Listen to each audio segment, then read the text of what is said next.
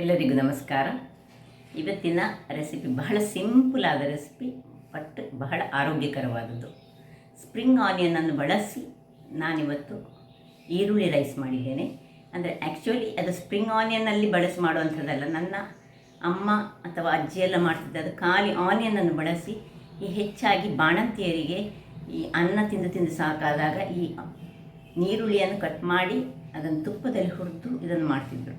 ಆದರೆ ಇವತ್ತು ನಾನು ಸ್ಪ್ರಿಂಗ್ ಆನಿಯನನ್ನು ಯೂಸ್ ಮಾಡಿ ಬಹಳ ರುಚಿಕರವಾಗಿ ಬರ್ತದೆ ಮತ್ತು ಈ ಸ್ಪ್ರಿಂಗ್ ಆನಿಯನ್ ಆರೋಗ್ಯಕ್ಕೆ ಸಹ ಬಹಳ ಒಳ್ಳೆಯದು.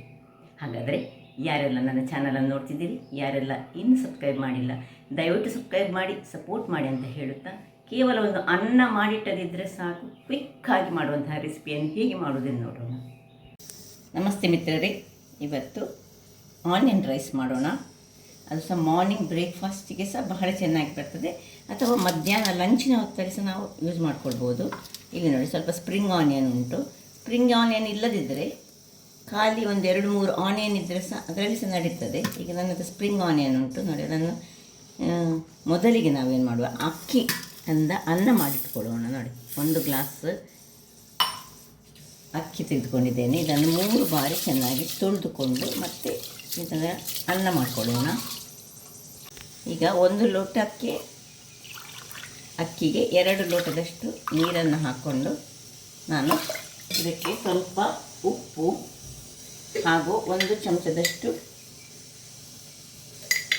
ಈ ತುಪ್ಪವನ್ನು ಹಾಕ್ಕೊಳ್ತಿದ್ದೇನೆ. 1 ಚಮಚ ಇಷ್ಟನ್ನು ಹಾಕಿ ಇದನ್ನು ಗ್ಯಾಸಲ್ಲಿಟ್ಟು 1 ವಿಸಿಲ್ ತೆಗೆದುಕೊಳ್ಳೋಣ. ಸೊ ಅಕ್ಕಿಯಿಂದ ಅನ್ನ ಸುರಿಗೆ ಮಾಡಿಕೊಳ್ಳೋಣ. ಆಮೇಲೆ ನಾವು ಆನಿಯನ್ ರೈಸನ್ನು ಮಾಡ್ತಿದ್ದೇವೆ. ಬಹಳ ರುಚಿಯಾಗಿ ಬರ್ತದೆ ಮತ್ತು ಆರೋಗ್ಯಕ್ಕೆ ಸಹ ಬಹಳ ಉತ್ತಮ. ಇದರಲ್ಲಿ ವಿಸಿಲ್ ಆಯಿತು, ಅದನ್ನು ಆಫ್ ಮಾಡ್ಕೊಂಡಿದ್ದೇನೆ. ಈಗ ಇಲ್ಲಿ ನೋಡಿ, ಇದನ್ನು ಚೆನ್ನಾಗಿ ತೊಳೆದುಕೊಂಡು ತಂದೆ. ಇದರಲ್ಲಿ ಇದು ಸ್ಪ್ರಿಂಗ್ ಆನಿಯನನ್ನು ಸ್ವಲ್ಪ ಇಷ್ಟಿಷ್ಟು ದೊಡ್ಡದಾಗಿ ಕಟ್ ಮಾಡಿ, ನಮಗೆ ಅದು ಬಾಯಿಗೆ ಸಿಕ್ಕುವಾಗೆ ಬೇಕು ನಮಗೆ. ಮತ್ತು ಇದರದ್ದು ಚೆನ್ನಾಗಿ ತೊಳೆದುಕೊಳ್ಬೇಕು. ಇದರ ಮೇಲಿರುವ ಈ ಒಂದು ಲೇಯರ್ ಪ್ಲಸ್ ಇದರ ಇಲ್ಲಿ ರೂಟ್ಸ್ ಇರ್ತದಲ್ಲ, ಬೇರು, ಇದನ್ನು ತೆಗೆದುಕೊಳ್ಬೇಕು. ಸೊ ಇಲ್ಲಿ ಕಟ್ ಮಾಡಿಕೊಳ್ಬೇಕು ಮತ್ತು ಇದನ್ನು ಹೀಗೆ ಇಷ್ಟಿಷ್ಟು ದೊಡ್ಡದಾಗಿ ನಮಗೆ ಇದು ಬೇಕು ಇಷ್ಟು. ಇನ್ನು ಈ ಒಂದು ಎಲೆಯನ್ನು ಸಣ್ಣದಾಗಿ ಸಪರೇಟಾಗಿ ಇಟ್ಕೊಳ್ಳೋಣ. ಇದು ಸಪರೇಟಾಗಿ ಇಟ್ಕೊಳ್ಬೇಕು, ಇದು ಸಪರೇಟಾಗಿ ಎಲ್ಲವನ್ನು ನೋಡಿ. ಎಲ್ಲ ಇಲ್ಲಿ ಇಟ್ಟುಕೊಂಡಿದ್ದೆ, ಚೆಂದ ತೊಳೆದುಕೊಂಡಿದ್ದೇನೆ ನಾನು. ಮತ್ತು ಎಲ್ಲ ಹಾಳಾದ ಎಲೆಗಳನ್ನೆಲ್ಲ ತೆಗೆದುಕೊಳ್ಬೇಕು. ಒಳ್ಳೆಯ ಎಲೆಗಳನ್ನು ಮಾತ್ರ ಇಟ್ಕೊಂಡ್ರೆ ಆಯಿತು. ವೀಕ್ಷಕರೇ ನೋಡಿ, ಸ್ಪ್ರಿಂಗ್ ಆನಿಯನ್ ಎಲ್ಲ ಕಟ್ಟಾಗಿ ಆಯಿತು. ಇಲ್ಲಿ ಹೀಗೆ ನಾರ್ಮಲ್ ಆನಿಯನ್ ಸಹ ಕಟ್ ಮಾಡಿದ್ದೇನೆ. ಇಲ್ಲಿಗ ಒಂದಿಷ್ಟು ಹುಳಿ ತೆಗೆದುಕೊಂಡಿದ್ದೇನೆ, ಒಂದು ಸಣ್ಣ ನಿಂಬೆ ಗಾತ್ರದ ಹುಳಿ. ಅದಕ್ಕೆ ನೀರನ್ನು ಹಾಕಿ ಇದು ಸ್ವಲ್ಪ ನೆನೆಯಲಿ. ಇಲ್ಲಿ 1 ಚಮಚ ಜೀರಾ, 1 ಚಮಚ ಸಾಸಿವೆ, ಮತ್ತು ಇಲ್ಲಿ ಒಂದು 10-15 ಗ್ರಾಮ್ಸ್ನಷ್ಟು ಬೆಲ್ಲ. ಇದು ಮಸ್ಟ್, ಬೇಕೇ ಬೇಕು. ಸ್ವಲ್ಪ ಈ ಹಳದಿಯ ಪುಡಿ. ಈಗ ಮೊದಲಿಗೆ ಇಲ್ಲಿ ಬಾಣಲೆ ಬಿಸಿಯಾಗುವಾಗ ನಾವೇನು ಮಾಡಬೇಕು ಹೇಳಿದರೆ,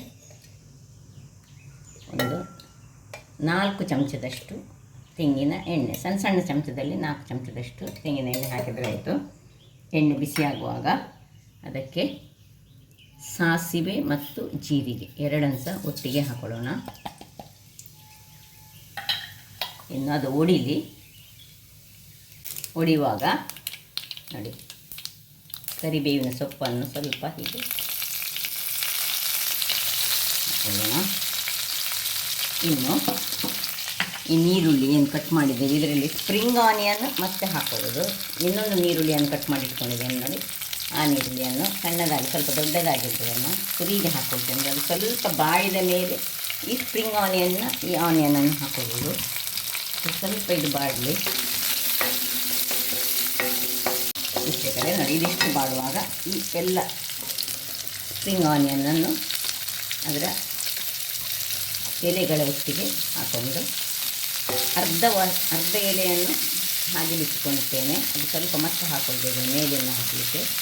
ಉಳಿದದು ಇಷ್ಟನ್ನು, ಎಲೆ ತುಂಬ ಇರ್ತದೆ ನೋಡಿ, ಇಷ್ಟನ್ನು ಚೆನ್ನಾಗಿ ಫ್ರೈ ಮಾಡ್ಕೊಳ್ಬೇಕು. ಇದಕ್ಕೆ ನಡುವಲ್ಲಿ ಇದು ಆಪ್ಷನಲ್ಲ. ನಾನು 1 ಚಮಚದಷ್ಟು ತುಪ್ಪ ಅಂತ ಹಾಕ್ಕೊಳ್ತೇನೆ. ನಾನು ಈ ಅನ್ನ ಬೇಯಿಸುವಾಗ ಸಹ 1 ಚಮಚದಷ್ಟು ತುಪ್ಪ ಹಾಕ್ಕೊಂಡಿದ್ದೇನೆ. ಬಹಳ ಚೆನ್ನಾಗಿ ಬರ್ತದೆ, ಅದಕ್ಕೋಸ್ಕರ. ಇದು ಇಲ್ಲದಿದ್ದರೆ ತೆಂಗಿನ ಎಣ್ಣೆಯಲ್ಲೇ ಮಾಡ್ಬೋದು, ಯಾವುದರಲ್ಲಿ ಸಾಕ್ತದೆ. ನಾವು ಇದು ಕರಾವಳಿಗರ ಒಂದು ಸಿಂಪಲ್ ಹೇಳಿದರೆ ಪಟಪಟನೆ ಆಗುವಂತಹ ಒಂದು ರೆಸಿಪಿ ಇದು.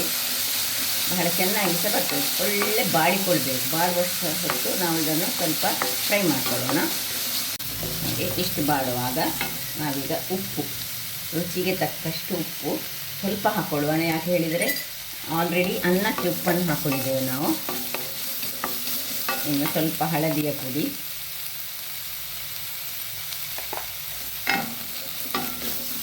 ಇದು ಸಹ ತೆಂಗಿನ ತುರಿ ಸಹ ಹಾಗೆ ಆಪ್ಷನಲ್, ನಾನು ಹಾಕ್ಕೊಳ್ತಿದ್ದೇನೆ.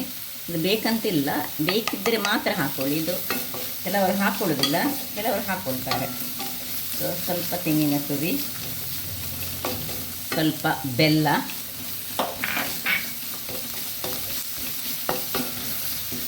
ಇನ್ನು ಹುಳಿಯ ನೀರು.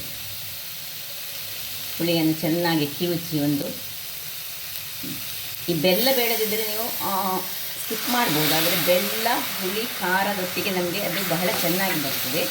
ಈಗ ಖಾರಕ್ಕೆ ನಾವೀಗ ಸಾರಿನ ಪುಡಿಯನ್ನು 1-2 ಚಮಚದಷ್ಟು ಸಾರಿನ ಪುಡಿಯನ್ನು ಹಾಕ್ಕೊಳ್ತಿದ್ದೇವೆ. ಆಗ ನಾನು ಅದನ್ನು ತೋರಿಸಲಿಲ್ಲ.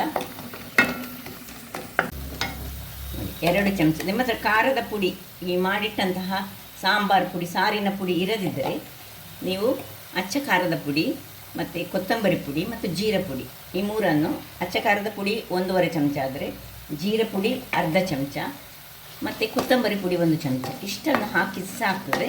ಅದು ಸಹ ನಡೀತದೆ. ಅಥವಾ ಹೀಗೆ ನಾವು ಹೆಚ್ಚಾಗಿ ಈ ಸಾರಿನ ಪುಡಿಯನ್ನು ಮನೆಯಲ್ಲಿ ಮಾಡಿಟ್ಟುಕೊಳ್ತೇವೆ, ಅಥವಾ ನಿಮ್ಮ ಹತ್ರ ಹೊರಗಿನ ತಂದೆ ಇದ್ದದ್ದು ಸಹ ಆಗ್ತದೆ. ನೋಡಿ ಹೀಗೆ ಇದು ಚೆನ್ನಾಗಿ ಇದರಲ್ಲಿ ಒಳ್ಳೆ ಘಮ ಬರೋ ತನಕ ಇದನ್ನು ಚೂರು ಹುರಿದುಕೊಳ್ಬೇಕು.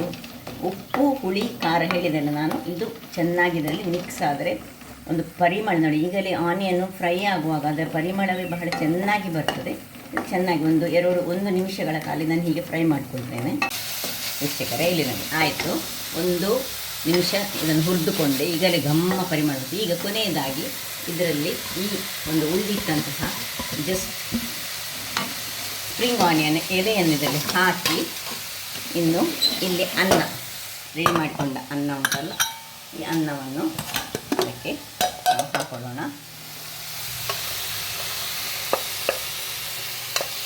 ಡೈರೆಕ್ಟಾಗಿ ಹಾಕೊಳ್ಳೋದು.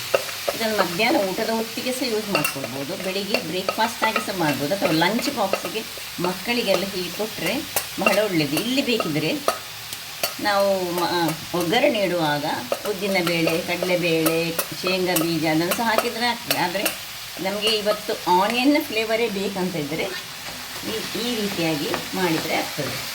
ಇದು ಹೆಚ್ಚಾಗಿ ಖಾಲಿ ಆನಿಯನ್ನಲ್ಲಿ ಮಾಡ್ತಾರೆ, ಆದರೆ ಸ್ಪ್ರಿಂಗ್ ಆನಿಯನ್ನಲ್ಲಿ ಮಾಡಿದರೆ ಬಹಳ ರುಚಿಕರವಾಗಿ ಸಹ ಬರ್ತದೆ ಮತ್ತು ಆರೋಗ್ಯಕ್ಕೆ ಸಹ ಬಹಳ ಒಳ್ಳೆಯದು. ಸಣ್ಣ ಆನಿಯನ್ಗಳು, ಸ್ಪ್ರಿಂಗ್ ಆನಿಯನ್ಗಳು ಆರೋಗ್ಯಕ್ಕೆ ಬಹಳ ಉತ್ತಮವಾಗಿದೆ. ಸ್ವಲ್ಪ ಇದನ್ನು ಚೆನ್ನಾಗಿ ಹೀಗೆ ಮಿಕ್ಸ್ ಮಾಡಿಕೊಡೋಣ. ರೆಡಿ ಆಯಿತು. ಈಗ ತೆಂಗಿನ ತುರಿ ಬೇಕಿದ್ದರೆ ಕೊನೆಯಲ್ಲಿ ಈಗ ಸಹ ಹಾಕ್ಕೊಡ್ಬೋದು, ಅಥವಾ ಆಗ ನಾನು ಹಾಕಿದ ಹಾಕ್ಕೊಳ್ಬೋದು. ಯಾವ ರೀತಿ ಸಹ ಮಾಡ್ಬೋದು. ಇದು ಚೂರು ಡ್ರೈ ಆಗೋ ತನಕ ಇದನ್ನೊಂದು ಚೂರು ಹೀಗೆ ತಿರುಗಿಸ್ಕೊಂಡು ಮತ್ತು ಆಫ್ ಮಾಡ್ಕೊಳ್ಳೋದು. ಮತ್ತೇನಿಲ್ಲ. ಕೊತ್ತಂಬರಿ ಸೊಪ್ಪಿದ್ದರೆ ಕೊತ್ತಂಬರಿ ಸೊಪ್ಪು ಬೇಕಿದ್ದರೆ ಹಾಕ್ಕೊಳ್ಬೋದು, ಆದರೆ ಕೊತ್ತಂಬರಿ ಸೊಪ್ಪಿನ ಫ್ಲೇವರ್ ನಮಗೆ ಬೇಡ. ನಮಗೆ ಸ್ಪ್ರಿಂಗ್ ಆನಿಯನ್ನದ್ದೇ ಫ್ಲೇವರ್ ಬೇಕಿದ್ದರೆ ಇದಕ್ಕೆ ಕೊತ್ತಂಬರಿ ಸೊಪ್ಪು ಹಾಕ್ಕೊಳ್ಳುವಂತಹ ಅಗತ್ಯ ಇಲ್ಲ. ಸೊ ಆಯಿತು, ರೆಡಿ ಆಯಿತು. ಈಗ ಆಫ್ ಮಾಡ್ಕೊಳ್ತಿದ್ದೇನೆ. ಇನ್ನು ಸರ್ವಿಂಗ್ ಟೈಮ್. ವೀಕ್ಷಕರೇ ನೋಡಿ ಆಯಿತು, ರೆಡಿ ಆಯಿತು. ಇದನ್ನು ಈ ಮೊಸರು ಬಜ್ಜಿಯೊಟ್ಟಿಗೆ ತಿನ್ಬೋದು, ಅಥವಾ ಇದಕ್ಕೆ ನೀವು ಬೇಕಿದ್ದರೆ ಗ್ರೀನ್ ಪೀಸ್ ಸಹ ಹಾಕ್ಕೊಳ್ಬೋದು ತುರಿಗೆ. ಬಹಳ ರುಚಿಕರವಾಗಿ ಬರುವಂತಹ ಈ ಒಂದು ಸ್ಪ್ರಿಂಗ್ ಆನಿಯನ್ ರೈಸ್ ಚೆನ್ನಾಗಿ ಬರ್ತದೆ. ಸೊ ಒಮ್ಮೆ ಮಾಡಿ ನೋಡಿ ಅಂತ ಹೇಳುತ್ತೆ. ಅದು ಸಹ ಸಿಹಿ, ಹುಳಿ, ಖಾರ ನೀವು ಸಾರಿನ ಪುಡಿಯನ್ನು ಹಾಕ್ಕೊಳ್ಳುವಾಗ ನೀವು ಎಷ್ಟು ನಿಮಗೆ ಸ್ವಲ್ಪ ಹೆಚ್ಚು ಖಾರ ಬೇಕಿದ್ದರೆ ಹೆಚ್ಚು 1 ಚಮಚ ಹೆಚ್ಚು ಹಾಕ್ಕೊಳ್ಬೋದು. ತುಂಬ ಹಾಕ್ಕೊಳ್ಳಿಕ್ಕೆ ಹೋಗಬೇಡಿ, ತುಂಬ ಖಾರ ಸಹ ಆಗಬಾರ್ದು. ಬಹಳ ಚೆನ್ನಾಗಿ ಬರುವಂತಹ ಈ ಒಂದು ಸ್ಪ್ರಿಂಗ್ ಆನಿಯನ್ ರೈಸ್ ಒಮ್ಮೆ ಮಾಡಿ ನೋಡಿ ಅಂತ ಹೇಳುತ್ತಾ, ನನ್ನ ಈ ಕುಕಿಂಗ್ ಚಾನಲ್ ನಿಮಗೆ ಇಷ್ಟ ಆದರೆ ಬೋಳು ಸುವರ್ಣ ಚಾನಲನ್ನು ಲೈಕ್ ಮಾಡಿ, ಶೇರ್ ಮಾಡಿ, ಹಾಗೂ ಸಬ್ಸ್ಕ್ರೈಬ್ ಮಾಡಿ, ಹಾಗೂ ನನ್ನ ಇನ್ಸ್ಟಾಗ್ರಾಮ್ ಪೇಜನ್ನು ಫಾಲೋ ಮಾಡಿ. ಧನ್ಯವಾದಗಳು.